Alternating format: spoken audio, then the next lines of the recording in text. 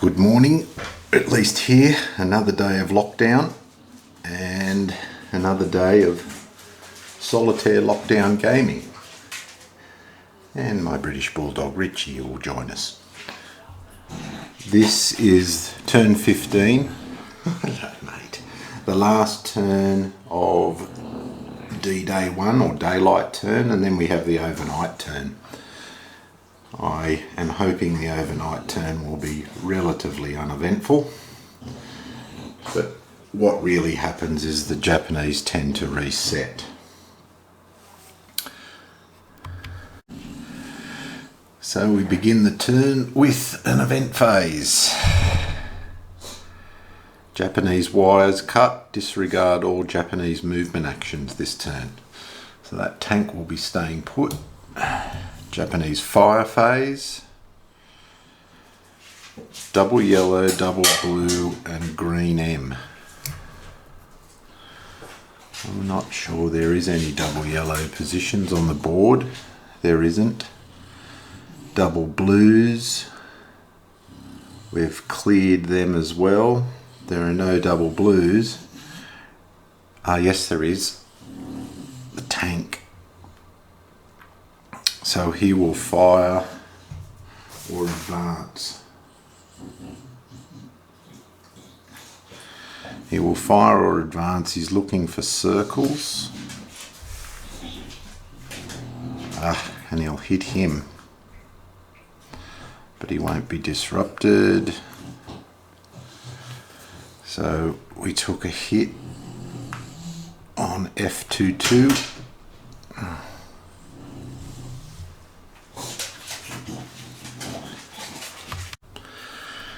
Okay, we got through the double yellows, we got through the double blues, which hit us here, and green, we only have one occupied or Japanese occupied green position left on the board, and that's this one, and he gets an M action, which means he will fire,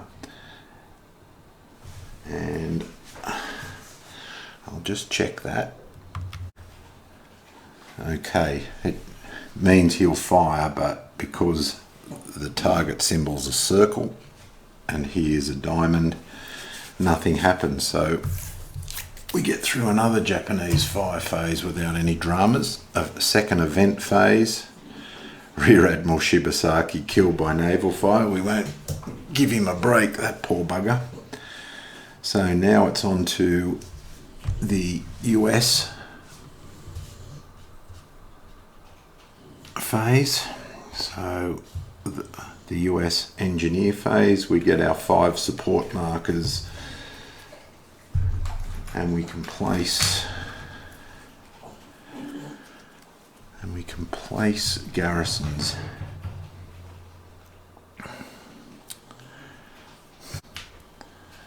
Just in case we have to move him up into that position.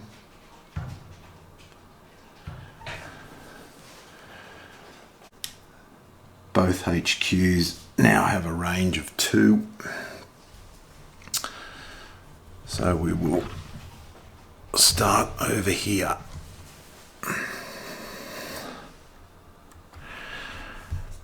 We really only have one thing we want to do before the daylight runs out, and that's to conduct an attack here. We'll need to spend an action to activate that engineer. That will be 6 at him, he's doubled to 6. We will have flamethrowers and machine guns, so we'll need his 6. And thankfully there's no palm trees, so he gets his full 6. So we'll need 2 actions there. One for the engineers, one for D Company. That will be 12 with the weapons to 6, doubled and with the weapons. He can get out, so he goes into the Japanese eliminated units box, and that's that done. What else do we want to do over here to prepare for tomorrow?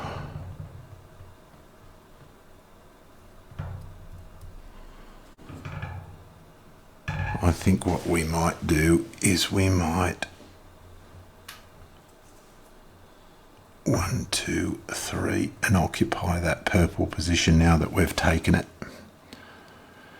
And now we've got our strongest units.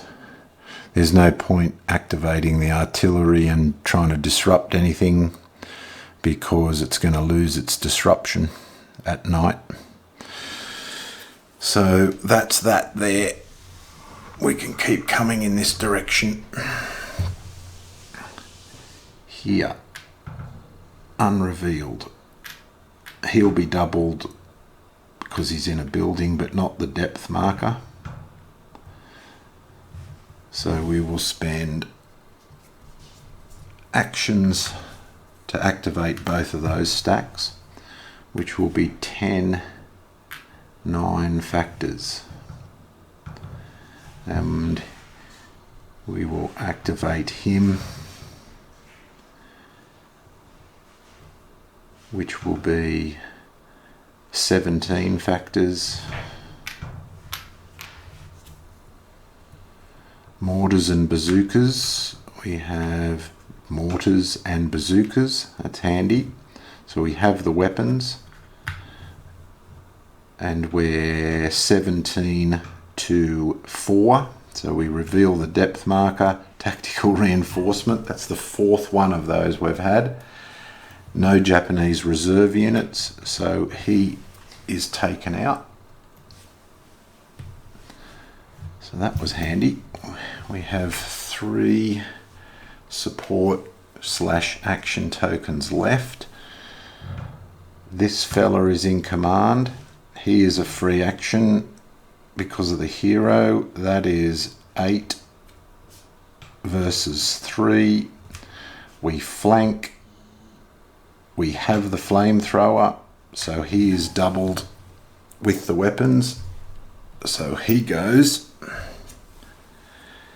and he is in command, so we can move him in to occupy that position. These were the fellas that close assaulted last turn, so that's why they're disrupted. He gets a free action. He will move 3 hexes and occupy B12.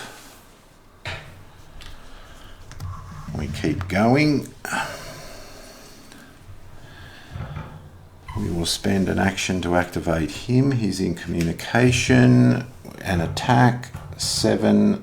We automatically get him. Brownings and a 0. He goes into the eliminated units box. We will spend an action on him and go 1, 2, 3 and destroy both of those artillery positions. I wish every turn went as well as this.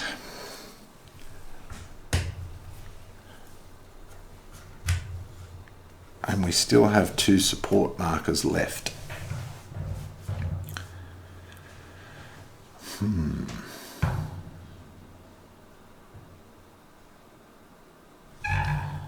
We might move.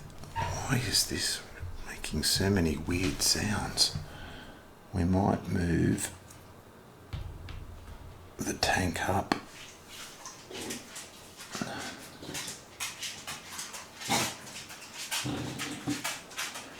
And that's it. That's turn 15. On to the night turn.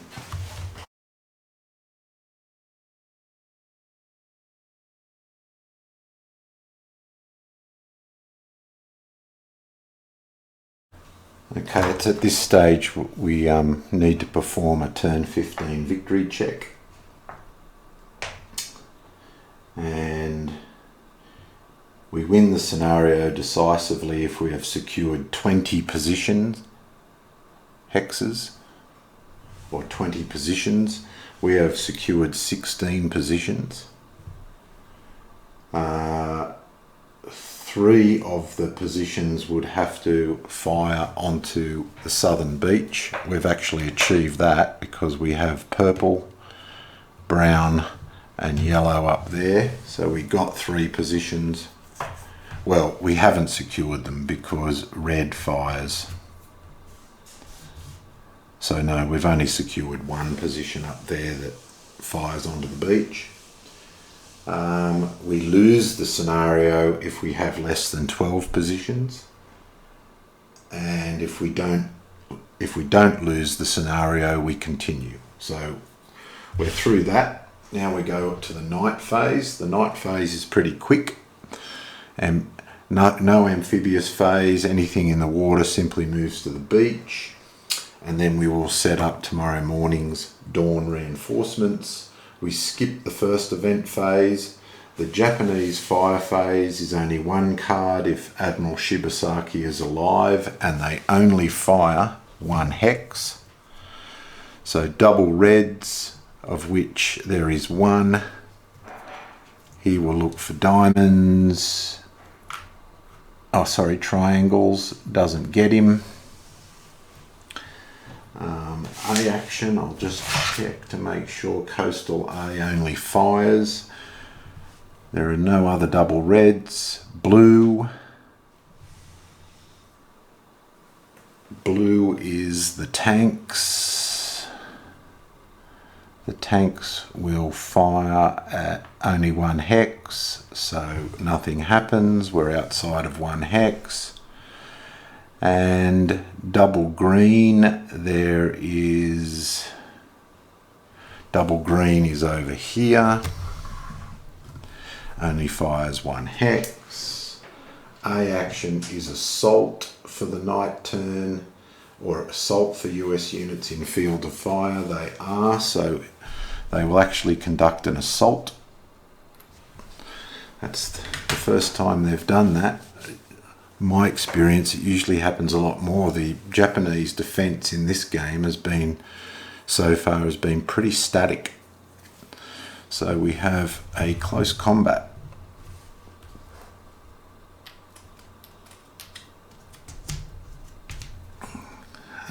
So we get 2 cards, one for each pip. They get a card for each unit, a card for the CC, and a card because they're attacking. And they go first, looking for yellows. They get a hit, we lose a card, which would have been a hit. We miss, the reinforce event doesn't take place. They hit us, destroy us, and take the position. That wasn't part of the plan. Okay, no more double greens. We skip the next event phase. There is no US engineer and HQ phase. They are disrupted. HQs have a range of 0. We can't do artillery barrages. We don't get any support markers. So we just have the 3 action markers for our turn. What is that doing there? So those cards go onto the top of the deck. These ones are spent. That's the Japanese fire card dealt with.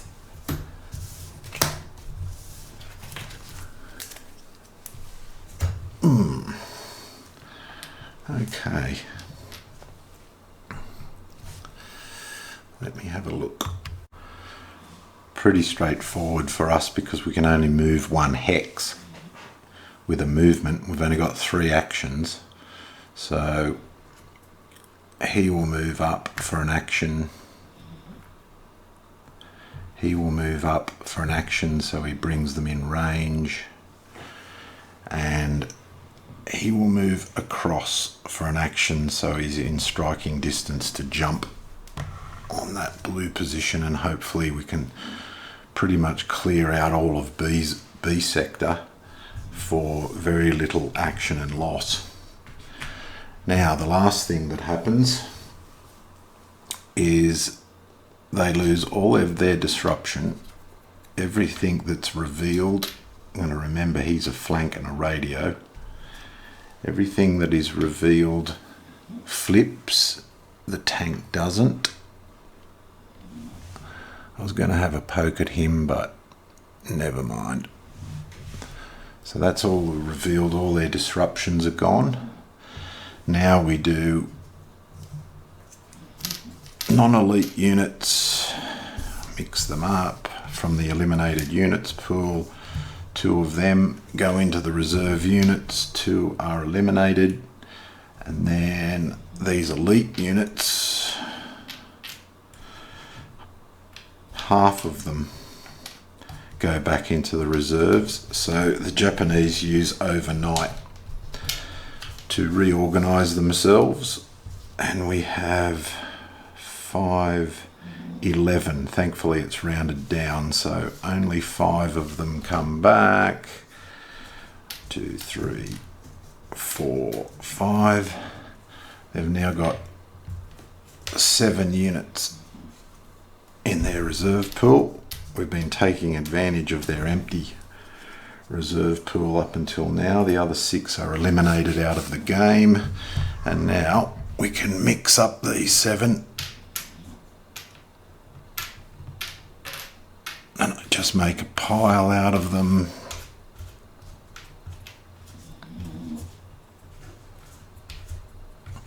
And take them from the top.